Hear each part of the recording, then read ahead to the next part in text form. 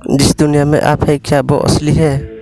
इससे पहले कि आप चौंक जाए, मैं आपको बता दूं कि कोई वैज्ञानिक ऐसे मानते हैं कि हमारा दुनिया असली नहीं बल्कि एक कंप्यूटर सिमुलेशन हो सकती है। अगर हम इतिहास में झांक कर देखें तो श्री कृष्ण ने अर्जुन को कहते हैं कि ये दुनिया असली नहीं, एक मायाजाल है। ग्रीक फिलोसोफर प्लाटो का भी कहना था कि जो संसार को हम देखते हैं वो नकली भी हो सकती है। उनके अनुसार ये असली दुनिया का प्रतिबिंब भी हो सकती है।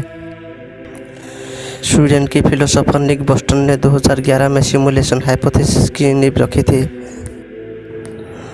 जिसके अनुसार हम किसी अति विकसित सभ्यता का सिमुलेशन हो सकती है। आज की इस एपिसोड में हम सिमुलेशन हाइपोथेसिस के बारे में चर्चा करेंगे। सिमुलेशन परिकल्पना या सिमुलेशन थ्योरी के प्रस्ताव के अनुसार पृथ्वी और ब्रह्मांड सहित वास्तविकता के सभी पहलू वास्तव में एक कृत्रिम सिमुलेशन भी हो सकती है। आइए इसके इतिहास के बारे में थोड़ा जानते हैं। 1970 में एक British mathematician John Horton Conway ने एक प्रोजेक्ट बनाया था जिसे कॉनवे गेम ऑफ लाइफ के नाम से भी जाना जाता है। गेम ऑफ लाइफ एक ऐसा प्रोग्राम है जिसमें शुरुआत में आपको कुछ शर्तें डालने होते हैं और एक बार प्रारंभिक शर्तें डालने के बाद सिमुलेशन के नियमों का छोटा सा सेट चलने लगता है, जिसमें कुछ पैटर्न बस थोड़े समय तक चलता रहता है। आज जो गेम आप खेलते हैं वो इसी कंप्यूटर सिमुलेशन के थियरी के ऊपर चलता रहता है। ऐसे गेम जो हम अपनी इच्छा के अनुसार भी कंट्रोल कर सकते हैं। तो क्या इस गेम की तरह कोई कंप्यूटर सिमुलेशन बहुत बड़ा परिणाम नहीं दे सकता? एक ऐसा सिमुलेशन जो पूरे ब्रह्मांड की आकार का हो, जो स्क्रीन पर केवल डॉट और पैटर्न नहीं बल्कि गैलेक्सी, प्लैनेट और लाइफ के साथ एक सिमुलेशन हो। इससे भी महत्वपूर्ण बात है कि क्या हम भी कोई किसी सिमुलेशन यूनिवर्स में नहीं जी रहे हैं। आधुनिक युग में एक ऐसे बहुत वैज्ञानिक सिद्धांत है कि जो साबित करता है कि हमारी दुनिया एक कंप्यूटर सिमुलेशन हो सकती है और हम सब बायोलॉजिकल वस्तु नहीं बल्कि एक कंप्यूटर सिमुलेशन की प्रोग्राम है। ऐसे ही सिद्धांत में से एक सबसे ज़्यादा विख्यात सिमुलेशन आर्गुमेंट है जिसे 2003 में फिलोसोफर निक बोस्टन ने रखा था। उनके प्रस्ताव के अनुसार मानव जाति एक अधिक उन्नत विकसित सभ्यता का एक कंप्यूटर सिमुलेशन हो सकती है। उनके अलावा स्टीफन हॉकिंग भी कंप्यूटर सिमुलेशन को भी बहुत ज़्यादा मानते थे। चलिए इसे और विस्तार से जानते हैं। आप किसी वस्तु को कैसे ऑब्जर्व करते हैं? आप ज़रूर उन्हें देखकर या फिर छूकर ऑब्जर्व करते होंगे। आपका सब्जेक्टिव रियलिटी यानी व्यक्तिपरक वास्तविकता है जिसमें सब्जेक्ट आप ही है।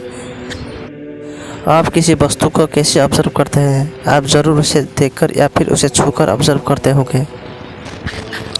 आपका सब्जेक्टिव रियलिटी यानी व्यक्तिगत वास्तविकता है जिसमें सब्जेक्ट आप ही है। तो किसी वस्तु या चीज़ों को ऑब्जर्व कर रहे हैं, ठीक उसी प्रकार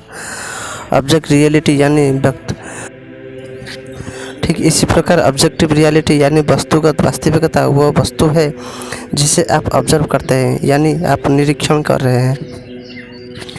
आइए जानते हैं कुछ एग्जाम्पल की तरह। अगर मैं घर के बाहर जाता हूँ और महसूस करता हूँ कि बाहर ठंड है और आप बाहर जाते हैं तो महसूस करते हैं कि बाहर बहुत गर्मी है, तो यहाँ सब्जेक्टिव रियलिटी यानी व्यक्तिगत वास्तविकता यहाँ है कि दो अलग अलग दिमाग, दो अलग अलग लोग एक ही वस्तु को कोई तरीक़ों से देख सकते हैं। और यहाँ ऑब्जेक्टिव रियलिटी यानी वास्तविकता यहाँ है कि बाहर या तो ठंड होगा या फिर बहुत गर्मी होगा। आपने गेम में तो देखी होगी, जो चीज़ हम देखना चाहते हैं वो तभी दिखाई देता है जब हम उसे देखना चाहते हैं। क्या वही चीज़ हमारे साथ भी नहीं होता होगी? जब हम रियलिटी में वास्तव में कुछ देखना चाहते हैं तब हम हमारे आँखों के सामने वो प्रकाशित नहीं होती होगी। दोस्तों, जब भी हम किसी भी वस्तु या चीज़ों को ऑब्जर्व करते हैं तो हमारा सेंस ऑर्गन हमारे दिमाग को एक इलेक्ट्रिक सिग्नल भेज देता है, जिसके आधार पर हमारा दिमाग हमारे उस एहसास को लेकर, हम इलेक्ट्रिक सिग्नल को देकर हमें उस वस्तु को एहसास कराता है। एक निश्चित तरीक़ों से दुनिया के बारे में अपना दृष्टिकोण बनाने के लिए हमारा दिमाग सेंस यानी इंद्रियों का उपयोग करते हैं। इसलिए हमारे दिमाग के पास इतनी क्षमता है कि वो हमें वास्तविकता भी दिखा सकती है और कल्पना भी वो दिखा सकती है, जैसे हम सपने में देखती है। क्या वो सपना सच है? जब हम सपने में होती है तब हमें लगता है कि हम वास्तव में जी रहे हैं, लेकिन हम जब सपने से उठते हैं तब हमें पता चलता है कि ये सतो सपना है। इसलिए हम अपने वास्तविकता से ज़्यादा भरोसा नहीं कर सकते। दोस्तों, वीडियो अच्छा लगा तो लाइक करना और सब्सक्राइब भी करना।